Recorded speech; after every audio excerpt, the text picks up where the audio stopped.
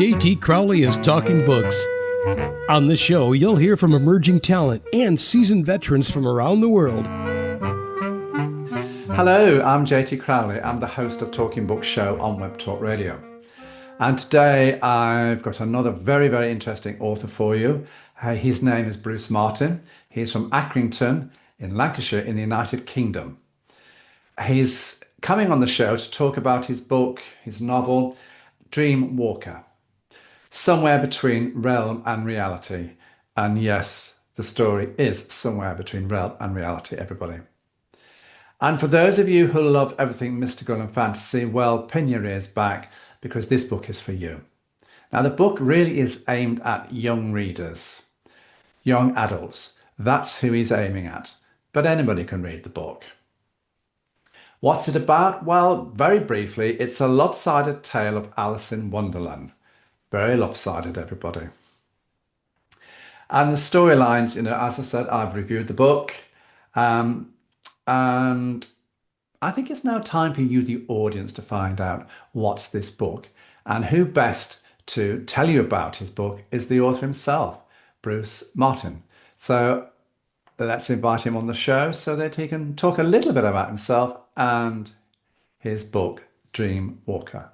Bruce, come and join me on the show. Hi, thanks for having me. You're very welcome. So Bruce, now I know you're eager to tell us all about your book, but before we open it, could you tell the audience a little about yourself, who you are, and what's the story behind the story to this book of yours? And why mystical and fantasy, and why are you aiming it at young adults? The story's kind of been in my head for quite a long time, from when I originally read Alice in Wonderland. Reading between the lines seemed very dark to me. A sort of undercurrent going on, and that's kind of where the idea sprouted from. And I'd always had it in my head to write it for young adults. It just seemed more of a story for them. And who are you? I'm just an English guy from Leeds originally. I live in Accrington now. I've done all sorts in my past. Used to play in bands quite a lot. I've been an award-winning brewer and publican, and now decided to turn my hand to writing, something I wanted to do for a long, long time. And here you are with your first book, Dreamwalker. So Bruce, let's open the book. Now, there are 21 chapters, everybody, in this book. They are snappy, action-packed, and if you think we're going to dip our toes into all 21 chapters, I'm sorry to disappoint you, we're not. We could be here for a little while, and that's not the point of the interview. The point is to whet your appetite. So we have picked out a few chapters that we think would best highlight the book, and we're going to chat about them. So that you can see, I get a feel for the book. But if you want to know more about the book and more about Bruce, then you can go and have a look at the written introduction that accompanies this interview, and there you'll find A, the Amazon link to the book, and B, the details of his webpage. On his webpage, it talks a lot about himself, and you have got the link to buy the book there as well. So go and have a look at his webpage, and go and have a look at the written introduction that accompanies this podcast interview, and have a look at the Amazon link that takes you to the book. So now I've done my little sales pitch. Go and buy the book, everybody. It's really fascinating. I've thoroughly enjoyed it. 21 chapters, action-packed. Oh, yeah. Fantasy. Oh, yeah. Weird. Yeah. Realm and reality. Let you choose that one. Anyway, I want to dip my toes now, Bruce, into the first chapter. And here you introduce us to Alison Wilde, one of the main characters, and her estranged dog, Ollie. She's going out for the night, but some strange events take place. So you've set the scene in London. So would you care to take the story up from here and tell the audience what's in the scenes here in this first chapter of yours? Yeah, it's when you first meet Alison, gives you a little background on her. She's just an ordinary girl, working two jobs to make ends meet. Little bit of a daydreamer. Quite often wonders what the world's all about. Wonders if there's more to it than there should be. And this particular night, she's due to go out to celebrate a friend leaving. So she's got to go out and make her appearance. So she's meeting two friends on the way. So she meets friends at the tube station. It's a really horrible night, throwing it down. And they get into the tube station. It's they're all soaking wet through. It's just your average night. So they get on the tube, and Alison suddenly becomes ill, feels really ill, starts getting weird visions of somebody at the end of the tube. Her friends don't see it. So her friends wonder if she's losing the plot. She's adamant she's not. And then, don't want to give too many spoilers away, but then turn of events sort of takes a big shift, and she's sent to another realm. She is. And Ollie's a stray, isn't he? A rescue dog. Yeah, rescue dog. He kept meeting her off the bus when she came home from work. She kept trying to shoo him away, and then one day just wouldn't leave. Just kept following her. He was adamant he was going to stay by her side. And she rang round charities and police station, tried to find out if anybody reported him missing, but nobody had. So she ended up just keeping him, and ended up being his partner in crime. Oh, indeed, everybody, indeed. And we have gone to a different world, very different world. We've gone to Bruce Martin's world, fantasy, mystical. I think he'd like to go there himself, actually. I think that's why he wrote the story. He wants to go there. And he's absolutely laughing at me from the other side of the camera here. Good for him. Now, Alison in chapter 2 finds herself in a new world. We have a conversation between Alison and the Mad Hatter, hence the link to Alice in Wonderland. And there's also mention of the Queen of Hearts, and we've got vampires. So, Bruce, tell us more as to what's cracking off in this chapter. Where are you leading the young readers? Yeah, so Alison wakes up, doesn't know where she is. She's got a strange man staring at her, which turns out to be Hatter. He senses there's something different about Alison, and decides to try and help her. So he takes her off to his cottage, and she's a little bit scared, as you would be, because she doesn't know her surroundings, she doesn't know who this person is. But she soon starts to realise that he's probably in his own little quirky way trying to help out. He gets a fire going to warm her up, makes her a cup of tea, and it explains where she is. Again, don't want to give too many spoilers away, but it explains the different realms that are in existence and how you can interact with them. He senses there's something very different about her, and decides it's going to pay a visit to go see Rabbit, because Rabbit is a little bit more knowledgeable and hopefully can spread a bit more understanding and light on the subject. And you give a hint of the Queen of Hearts here, don't you? Yeah, the Queen of Hearts is a vampire. She's a very powerful and evil vampire. Is everyone? And she wants to basically rule all of the realms. But obviously, there's other characters and people down there that don't want her to rule because she's very, very cruel and it would just be a very miserable place. So she's going to do everything she can to rule, and everybody else has got to try and stop her. Mm. Now, the chapters are short, everybody, and that is quite good for a young adult market. So you could probably read probably a couple of chapters a day. That's what I did, but I'm not so young. I'm youngish, young at heart, but never mind. I'll shut up now. Now, in chapter 5, Bruce, because I noticed that you changed the name from when you started off, you talked about the Mad Hatter, and then you refer to him as just Hatter.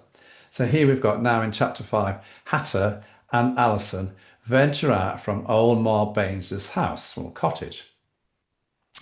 There's been a lot of unrest recently in the realms, and I can't imagine who's behind that. And we've got little pockets of undesirables who've been making waves. And we've got Hatter's past. We've got a lot of eyes watching from the wastelands. And we've got Rabbit. You're taking the young readers here, Bruce, on a bit of a journey, aren't you? What's happening?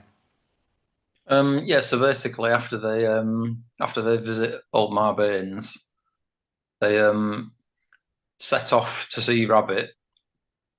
They decide they're going to go the scenic route, let's say, so they don't get seen. And then Alison starts quizzing Hatter about his past, as what she's just seen at Old Ma Baines has surprised her slightly. And it turns out he's very good with a bow and arrow, let's say. So she quizzes him quite a lot about his past. And again, I'm not going to give spoilers, but his past certainly isn't what you'd expect.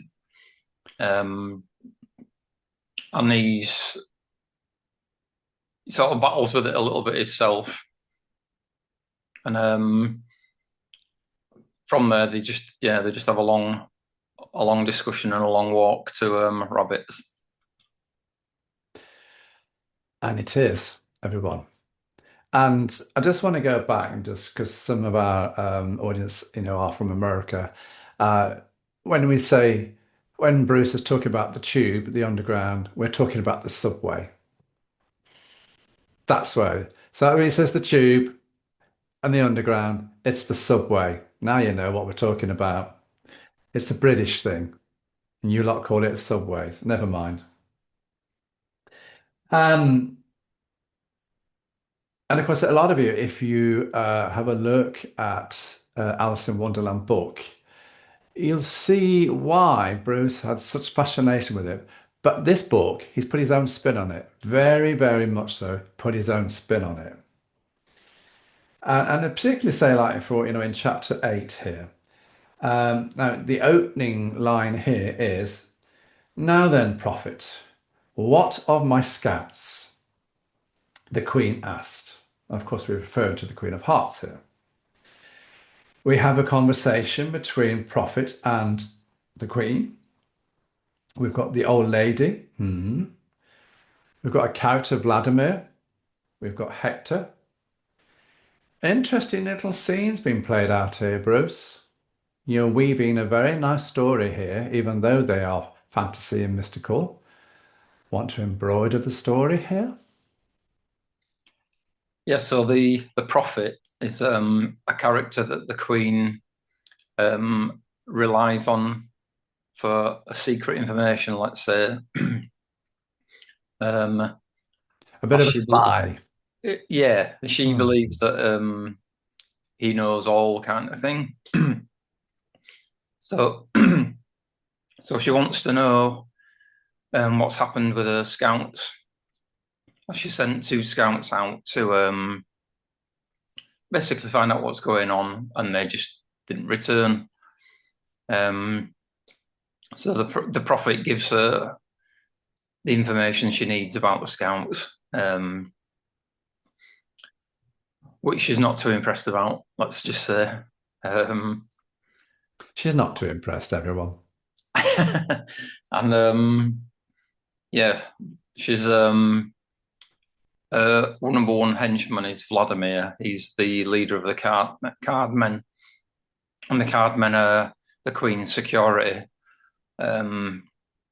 Basically, they just protect her. Not that she really needs much protection, but it's they're a secret little squad.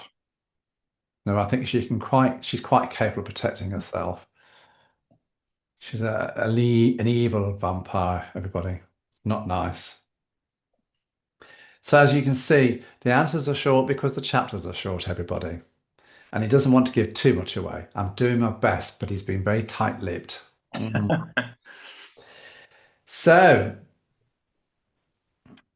let's go to chapter 11. And I'm fascinated here to see what do Labors and Jan, 2 young vampires, stumble upon in Olmar Baines's cottage. There's a conversation between all the characters you've got going on in this chapter. Very interesting. Care to reveal a little more to the reader? Yeah, so there's two fresh vampire scouts sent out to find out what's happened to the scouts that went missing.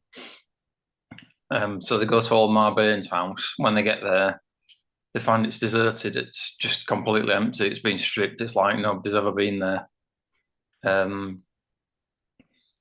But because they're only young, and because they used to be human, they still have the human emotions. So they still get scared. And because of something that's happened in old Marbane's past, they're a little bit unsure and a bit scared in case she's still hiding in there. But they venture in to find that it is actually deserted. And then they find what they're looking for, let's just say. Yeah. And if you want to know what they were looking for and what they found, very simple answer. Go and buy the book. Now, the plot in chapter 14, Bruce. We've got vampires, we've got 6 riders, we've got Eagle, a shapeshifter. Xavier is morphing into a wolf. Strangers from old dank blanky woods. All very cloak and dagger stuff here, Bruce. And what's Caterpillar up to? Spill the beans. Yeah, so the young vampire scouts decide to venture to the local inn to see if they can find out any more information. And they're sort of met by Vladimir and some of the card men. And Vladimir is not impressed because they've not reported back, but yet they sort of seem to be wasting time. So he gives them a bit of a dressing down, tells them to go report back to the Queen. And on their way out of the village, they come across some lichen scouts. They've also been sent out to find out what's going on, because the lichens in days of old kept the vampires in check. So they've also been sent out to find out what's going on. And scouts meeting scouts, there's a little bit of teasing going on. Hence they're morphing into a wolf. But realistically, they just pass information to each other without any bloodshed, as it were. In between time, Vladimir comes across Igor, who's a shapeshifter, who basically sells information for the highest price. So he basically teases Vladimir that he's got information of where Hatter and the girl is. And if he's going to cross his palm with silver, he'll let him know where they are. And as for Caterpillar, nobody really knows where his loyalties lie. Caterpillar is very much his own person, and he'll do whatever Caterpillar needs to do for Caterpillar's own good. He does. He does, everybody. So as the book goes on, Bruce introduces more characters, and some of them are weird, some of them are fascinating, and he's still laughing at me from the other side of the camera. And but I don't know. She's a nasty, evil character, but I quite like the Queen of Hearts. I like her character here. But she certainly wields the axe. Definitely. Definitely. Anyway, let's have a brief glimpse, Bruce, at chapter 16. There are 21 chapters, everybody, so we're just skimming through some of the chapters just to give you a tease. So chapter 16, Bruce, here we have Barim, Xavier and Victor riding back into no man's land. Talon, one of the eldest warriors in Xerius's army, encountering the three. A meeting at Xerius's headquarters with 5 elders. There's reports of a young woman and Hatter fleeing Olmar Bain's place. Very, very interesting. What's the plot here? Yeah, so the 3 Lycan scouts return back to report to the elders the information they found out, to basically to find out if what they've heard is true or not. And when they get back, they come across more security than normal, because just to be on the safe side, they've decided to tighten everything up and make sure there's no undesirables wandering about. Oh, we don't want undesirables wandering around. No, no, no. Not in your book. Not in your book. So they go inside and basically report back to the elders. The elders are a mixture of brawn and brains, let's say, and they just report back to let them know what's what, basically. Yes, and Talon, of course, is one of the eldest warriors, isn't he? Yeah, he's He doesn't stand for any waffle. He wants to know the facts, doesn't he? Yeah, there's they're very, very stern. Don't want to take any messing. They just want to know how it is. No, he's war scarred. He wants the facts. Yeah. And Bruce, let's dip our toes into the last chapter. Now, I'm not going to lead the audience here as to what's cracking off here. I'm going to let you do that. So talk to us about chapter 18. Right, so chapter 18 skips about a little bit. It starts with two of the characters from the start of the book, John and Lucy. Really? Oh, I didn't twig that. So basically, Lucy is really annoyed at John. Something that happens.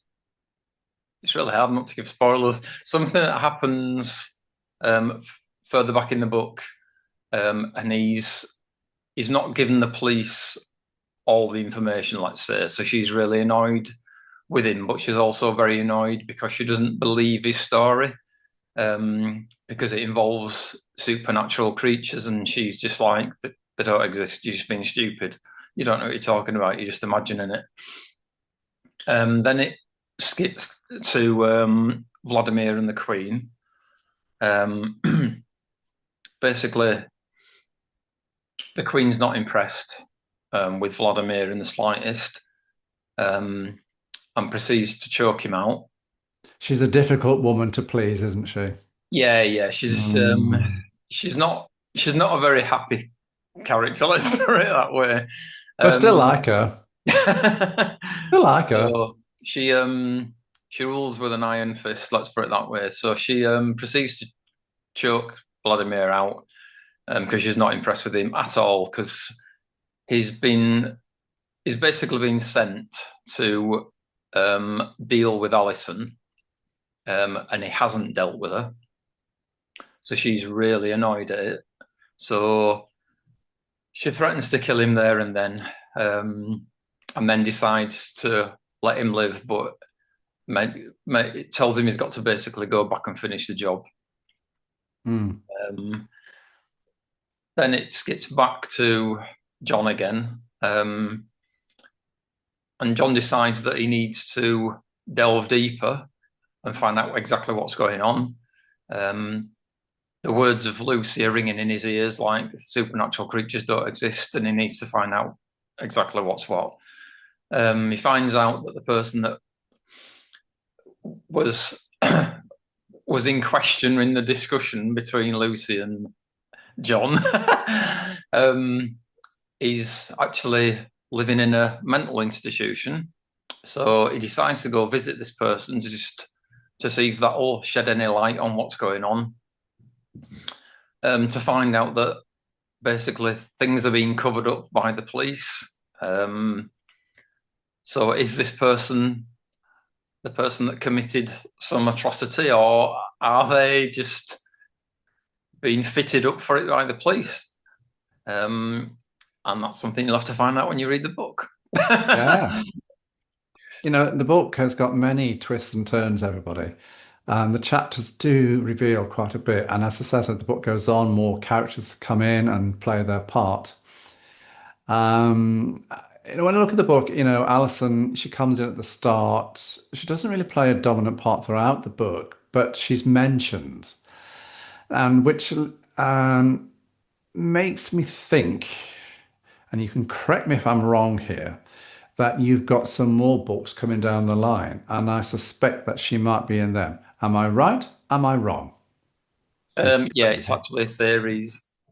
So this is only book one in the series. So there's a lot more development to come. So I believe you've written book two. Yeah, book two's already written. That's currently being edited. So that might be out later on this year. Probably early next year. Okay. But so this is going to be a series. So how many books are you going to put in this series? Um, Probably around six, I'm thinking. Mm. So I take it this is going to keep you busy over the next few years. Yeah, it's going to keep me busy. I've also got other ideas for other standalone stories to hopefully try and slot in between as well. Mm. There you go. Are they going to be young adults or are they going to be adults? There's going to be a mixture of young adult and adult. They've all got supernatural elements. I think every story I ever write will probably have supernatural elements to it. Oh, yeah. I can't see you writing anything else but supernatural and mystical because that's just you. And I'm sure your friends must thinking, yeah, he's writing it all about his own little world here.